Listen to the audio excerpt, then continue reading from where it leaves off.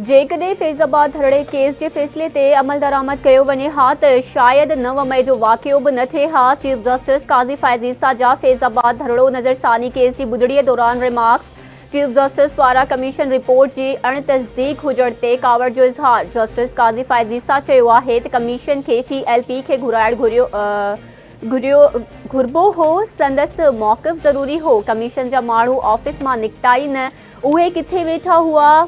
महावारी ते मुहावरा ठाहे रिपोर्ट ॾिनी वई। लॻे थो जनरल फेस खे बरी करण लाइ इहो सभु करणो हो। कमीशन जनरल फेस खे केतिरा भेरा घुरायो। फ़ौज हुकूमत जो हिसो आहे, इहा सीक्रेट कीअं थी वई।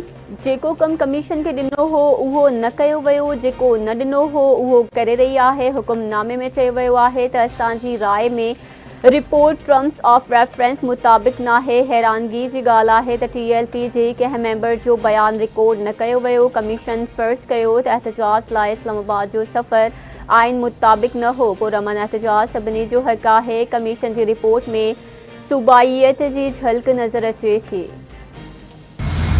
सिंध हुकूमत अनरजिस्टर्ड गाॾियुनि जे मालिकनि खे गाॾियुनि जी रजिस्ट्रेशन कराइण जी हिदायत करे छॾी। 10 मई खां पोइ अप्लाइड फॉर रजिस्ट्रेशन गाॾियुनि ख़िलाफ़ क्रैकडाउन जो फ़ैसिलो। सिंध जे सीनियर वज़ीर शहरी इनाम अहमद चयो आहे त अप्लाइड फॉर रजिस्ट्रेशन गाॾियूं रखंदड़नि खे गुज़ारिश आहे त हू रजिस्टर्ड कराए वठनि। 10 मई खां पोइ अनरजिस्टर्ड गाॾियूं रोडनि ते नज़र आयूं त ज़ब्त कयूं वेंदियूं। रजिस्टर्ड गाॾियुनि जो टैक्स अदा न कयो वियो त चालान कयूं वेंदियूं। सदर आसिफ अली ज़रदारी क्राइम ऐं मनशियात ख़िलाफ़ क्रैकडाउन जो हुकुम ॾिनो आहे।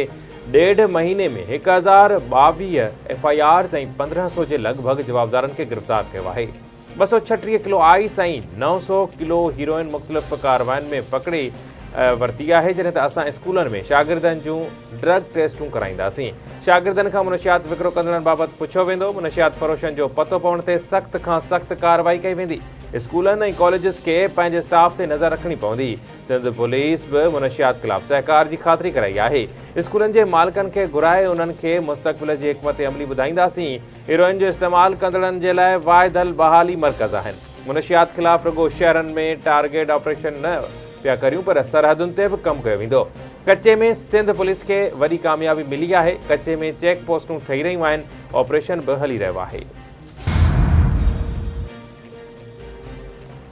कणिक जे दरामद जो फ़ैसिलो वफ़ाक़ी हुकूमत कंदी आहे। पंजाब हुकूमत कणिक परॾेह मां न पर हारियुनि खां ख़रीद कंदी आहे। पंजाब हुकूमत जो कणिक जे मामले सां को बि तालुक़ नाहे। माण्हुनि जी ख़्वाहिश आहे त मुंहिंजे ख़िलाफ़ का इंक्वायरी कई वञे। अप्रैल जे महीने में लेस्को में का ओवर बिलिंग नाहे थी। 31 करोड़ यूनिट जो रिलीफ वापेदारनि खे वापसि कयो वियो। वफ़ाक़ी घरू वज़ीर मौसूम नक़वी जी लाहौर में प्रेस कॉन्फ्रेंस।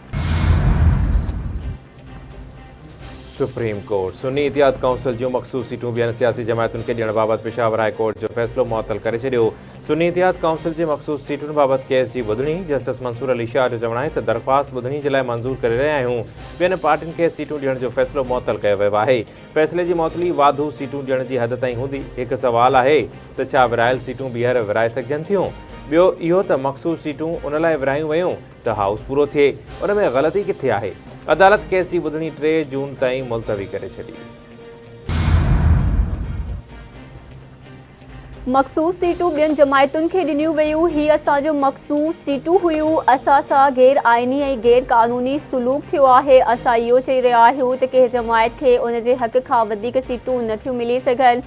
इन्हनि मख़सूस सीटुनि ते सुन्नी इतिहाद काउंसिल जो हक़ हो। PTI चेयरमैन बैरिस्टर गोहर जूं इस्लामाबाद में मीडिया सां ॻाल्हियूं।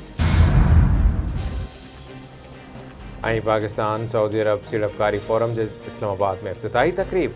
पाकिस्तानी नौजवान सऊदी कंपनियुनि सां गॾिजी नंढा कारोबार शुरू कंदा। मुल्क में मायूसी पकड़ियल आहे, पर अहिड़ी का ॻाल्हि नाहे। मुल्क अॻिते वधंदो। असांखे मुल्क मां मायूसी ख़तमु करे अहिड़ो मुआशिरो बणाइणो आहे जितां तरक़ी जी उमेद निकिरे। सऊदी वापारी वफ़द अहम दौरे ते आहे ऐं 30 खां 35 कंपनियूं आयल आहिनि। असल मक़सदु आहे त पाकिस्तान जा सीड़पकार मुल्क जी तरक़ी में पंहिंजो हिसो विझनि ऐं हिकु नओं ख़ाको अवां जे साम्हूं आंदो वञे। वफ़ाक़ी वज़ीर मुसद्दिक़ मलिक जी अताउला तारण ऐं जाम कमाल सां गॾु प्रेस कॉन्फ्रेंस। वफ़ाक़ी वज़ीर जाम कमाल चयो त पाकिस्तान सीड़पकारनि खे सहूलियतूं ॾियण जे लाइ पुरअज़्म आहे। ख़ानगी शोबे खे हर तरह सां सहूलियतूं ॾिनियूं वेंदियूं।